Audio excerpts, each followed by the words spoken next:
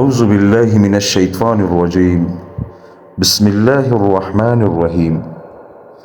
دوستو، جان Daniyal YouTube channel کی طرف سے آپ سب کو خوش آمدید۔ دوستو، اس دنیا میں اللہ تعالیٰ نے جو انسان پیدا کیے ہیں اس میں کئی طرح کے انسان ہیں۔ کچھ انسان اللہ تعالیٰ کے تابعدار ہوتے ہیں اور کچھ اللہ تعالیٰ کے نافرمان۔ کچھ تو خدائی کا بھی دعویٰ کرتے ہیں۔ دوستو، اس دنیا میں اللہ تعالیٰ نے 4 بادشاہ ایسے پیدا کیے ہیں جس نے ساری دنیا پر حکومت کی ہے۔ ان بادشاہوں میں 2 مسلمان اور 2 کافر ہیں۔ مسلمانوں میں دوستو حضرت سلیمان علیہ السلام اور حضرت ذوالقرنین، اور کافروں میں دوستو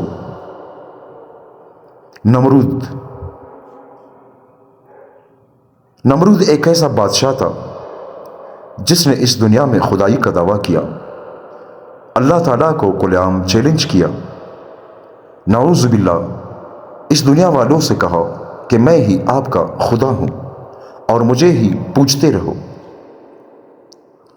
تو دوستو، اس نمرود کو مٹانے کے لیے اللہ تعالیٰ نے ابراہیم علیہ السلام کو پیغمبر بنا کر بھیجا۔ دوستو، اس واقعے کو سننے کے لیے آپ نے یہ ویڈیو پوری دیکھنی ہوگی کہ نمرود کے ساتھ اللہ تعالیٰ نے کیا کیا۔ 7 روز کے بعد نمرود نے سمجھا کہ آگ بجھی ہوگی۔ اونچے محل پر چڑھ کر روزانہ نمرود دیکھتا تھا اور ابراہیم علیہ السلام کے زندہ رہنے سے خوف کرتا تھا کہ اگر یہ اپنے خدا کی مدد سے زندہ نکلا تو مجھ پر اور ملک پر آفت آ پڑے گی۔ اور کبھی اپنے دل کا یہ ڈر اپنے ساتھیوں سے بیان کرتا تو وہ تسلی دیتے کہ اس آگ میں سنگ خارا بھی اگر ڈالا جائے تو وہ بھی پگھل جائے گا۔ ایک دن نمرود نے بڑے غور سے اپنے محل پر سے دیکھا کہ ابراہیم علیہ السلام کے ارد گرد سب گلستان ہے اور چشمہ شیری جاری ہے۔ نمرود نہایت حیران ہوا، اضطراب اور پریشانی سے سرگردان ہوا اور کہا، اے ابراہیم، تجھ پر ایسی جان گداز آگ کو کس نے گلزار کیا؟ ابراہیم علیہ السلام نے جواب دیا کہ میرے پروردگار کا یہ ادنا آثار ہے۔ نمرود نے بھی کہا کہ جس کی قدرت کا یہ ادنا آثار ہے، فی الحقیقت وہ بڑا پروردگار ہے۔ 40 یا 50 دن حضرت ابراہیم علیہ السلام اس گلزار میں رہے۔ فرماتے ہیں کہ ایسا خوشی کا وقت ساری زندگی میں پھر نہ ملا۔ پھر ابراہیم علیہ السلام نے اس راکھ سے جو پہاڑ کی مانند تھی نکل کر آئے تو اثر نو نمرودیوں کو واعظ و نصیحت شروع کی۔ نمرود نے چند روز کی مہلت مانگی تو اس کے وزیر نے کہا، اتنی مدت تو نے خود خدائی کی، اب دوسرے کی بندگی اختیار کرتا ہے اور اپنے لیے شرمندگی اور رسوائی اختیار کرتا ہے۔ آخر اس نے ابراہیم علیہ السلام کے سامنے انکار کر دیا اور کہا کہ میں تیرے رب کی رضا کے واسطے کئی ہزار گائے اور بکریاں اور اونٹوں کی قربانیاں دیتا ہوں۔ حضرت ابراہیم علیہ السلام نے فرمایا کہ ایمان کے بغیر قربانیاں قبول نہیں ہوتی، پھر بھی تیرے واسطے دوزخ ہی ہوگا۔ آخرکار ابراہیم علیہ السلام نے فرمایا، اتنی بڑی بادشاہی خدا نے تجھے دی اور مجھے خدا نے تیرے واسطے نبی بنا کر بھیجا اور مجھے آگ سے بچا کر ایک معجزہ تجھے دکھایا، پھر بھی تو کفر سے باز نہ آیا تو تیرے غارت کرنے کو اس کا ادنا لشکر بھی کافی ہے۔ نمرود نے کہا، دنیا میں میرے بغیر کوئی بادشاہ نہیں اور میری بارگاہ کے بغیر کوئی بارگاہ نہیں۔ اگر آسمان کے بادشاہ کی فوج ہے تو کہو کہ مجھ پر اپنی فوج بھیج کر لڑائی اور حشمت کا تماشا کرے۔ تب حضرت ابراہیم علیہ السلام نے دعا کی۔ دعا کے بعد حضرت جبرائیل علیہ السلام آئے اور کہا کہ نمرود سے کہہ دو کہ ہماری فوج آ رہی ہے، تم تیاری کرو۔ ابراہیم علیہ السلام نے نمرود سے اعلان جنگ سن کر 3 دن کی مہلت مانگی، پھر لاکھوں کی فوج اکٹھی کی اور ایک میدان میں جمع کیا۔ 4تھے روز ابراہیم علیہ السلام تنہا نمرود کی فوج کے سامنے گئے تو ان لوگوں نے کہا، ابراہیم، آسمانی فوج کہاں ہے؟ فرمایا کہ پہنچ رہی ہے۔ اتنے میں مچھروں کی فوج نمودار ہوئی جس کی وجہ سے آفتاب کی روشنی چھپ گئی۔ نمرود نے اعلان کر دیا اپنے فوجیوں کو کہ نکارہ بجا دو، لیکن مچھروں کی آواز لوگوں کے کانوں میں پہنچی تو لوگوں کے ہوش و حواس اڑ گئے۔ ہر چھوٹا بڑا ہبت الہی سے ڈر گیا۔ ایک ایک آدمی پر لاکھوں مچھر لپٹ گئے۔ ایک دم گوشت پوست خون وغیرہ ختم کر دیا، خالی ہڈیوں کے ڈھانچے رہ گئے، آدمی جانور سب ختم کر دیے گئے۔ نمرود بھاگ کر اپنے محل میں اپنی عورت کے پاس جا بیٹھا۔ اتنے میں ایک لنگڑا مچھر آیا۔ نمرود نے اپنی عورت کو دکھایا کہ اس جانور نے لشکر کو تباہ کر دیا۔ دوستو، علماء فرماتے ہیں کہ اس لنگڑے مچھر نے اللہ تعالیٰ سے فریاد کی کہ اے اللہ، میں تو لنگڑا ہوں، میرے تو پیر بھی نہیں ہے، میں تیرا حکم کیسے بجا لاؤں گا، مجھے پاؤں دے۔ تو اللہ تعالیٰ نے فرمایا کہ میں نے آپ کے لیے سب سے بڑا شکار رکھا ہے، آپ جا کر اس کا شکار کرو۔ وہ مچھر اس کے ناک میں گھس گیا اور دماغ کو چاٹنا شروع کر دیا۔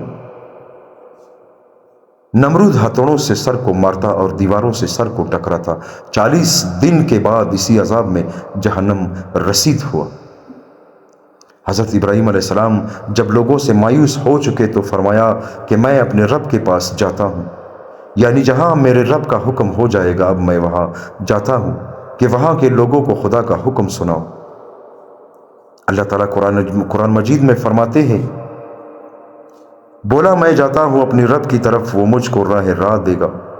آپ کے ساتھ آپ کے بانجے حضرت لوط علیہ السلام تھے۔ آپ فرات غربی کی جانب کلدائن شہر کو چلے گئے، پھر حران کی طرف بما حضرت لوط علیہ السلام کے گئے۔ تفسیر عزیزی میں ہے کہ حضا شہر میں حضرت ابراہیم علیہ السلام کا چچا حران نام رہتا تھا، بڑا مالدار تھا۔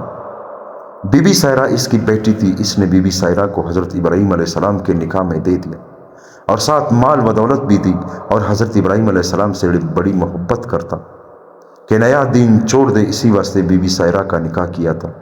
لیکن بی بی سائرہ تو مسلمان ہو گئی اور ابراہیم علیہ السلام نے اپنے چچا سے تنگ آ کر وہاں سے بھی ہجرت کی۔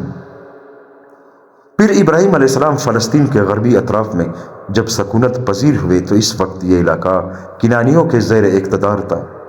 پھر شکیم نابلس میں چلے گئے تو وہاں ایک بڑا ظالم بادشاہ تھا۔ اگر کوئی خوبصورت عورت کسی طرف سے وہاں آ جاتی تو اگر اس کے ساتھ خاوند ہوتا تو اس کو مار ڈالتا اور عورت کو چھین لیتا، اور اگر خاوند کے بغیر کوئی بھائی وغیرہ ہوتا تو اس کو مال و دولت دے کر راضی کر لیتا۔ اس بنا پر ابراہیم علیہ السلام نے ان لوگوں سے فرمایا کہ یہ میری بہن ہے، اور بی بی صاحبہ سے بھی فرمایا کہ کوئی پوچھے تو کہنا کہ ہم بہن بھائی ہیں، کیونکہ یہ دونوں دینی بہن بھائی تھے۔ انما المؤمنون اخوۃ، تمام مسلمان آپس میں بھائی بھائی ہیں۔ بہرحال جب بی بی سائرہ کو ظالم بادشاہ کے گھر لے گئے تو اس ظالم نے بی بی صاحبہ کا حسن جمال دیکھ کر برا ارادہ کیا تو پروردگار عالم نے اس کو شل کر دیا۔ فوراً ظالم نے توبہ کی اور بی بی صاحبہ سے عرض کی کہ میرے واسطے دعا کریں، میں برے ارادے سے تائب ہوں اور میں اپنے برے ارادے سے توبہ کرتا ہوں۔ بی بی سائرہ نے دعا کی تو وہ ٹھیک ہو گیا۔ اس نے پھر برا ارادہ کیا تو اللہ نے اس کو پھر شل کر دیا۔ پھر تائب ہوا اور بی بی سائرہ سے دعا کی، درخواست کی، غرض 3 دفعہ بے حس ہوا، آخر جان چکا کہ یہ کوئی خدا کی نیک بندی ہے۔ ادھر حضرت ابراہیم علیہ السلام کے درمیان اور بی بی صاحبہ کے درمیان سے پروردگار عالم نے پردہ ہٹا دیا۔ وہ سب کچھ حالات حضرت ابراہیم علیہ السلام اپنی آنکھوں سے دیکھتے رہے تاکہ خلیل اللہ کے دل میں کسی قسم کا شبہ نہ آ جائے۔ بی بی ہاجرہ اس بادشاہ کی بیٹی تھی، اس کو بی بی سائرہ کی خدمت کے واسطے ساتھ روانہ کیا کہ میری بیٹی کسی بادشاہ کے گھر میں ملکہ بننے سے اس نیک بندی کی خدمتگار بنے تو بہتر ہے۔ جب بادشاہ نے بی بی سائرہ کی کرامت دیکھی تو پہلے آپ کو جادوگر نہیں سمجھا، پھر کرامت معلوم ہوئی تو حضرت ابراہیم علیہ السلام پر بڑا احسان کیا، بہت بھیڑ بکریاں، گائے بیل، گدھے، اونٹ، غلام اور لونڈیاں دے کر اور ہر طرح کا ساز و سامان دے کر بڑی عزت کے ساتھ مصر سے روانہ کیا۔ دوستو، اللہ تعالی ہمیں ان باتوں پر عمل کرنے کی توفیق عطا فرمائے۔ دوستو، غرور، تکبر اللہ تعالیٰ کو پسند نہیں۔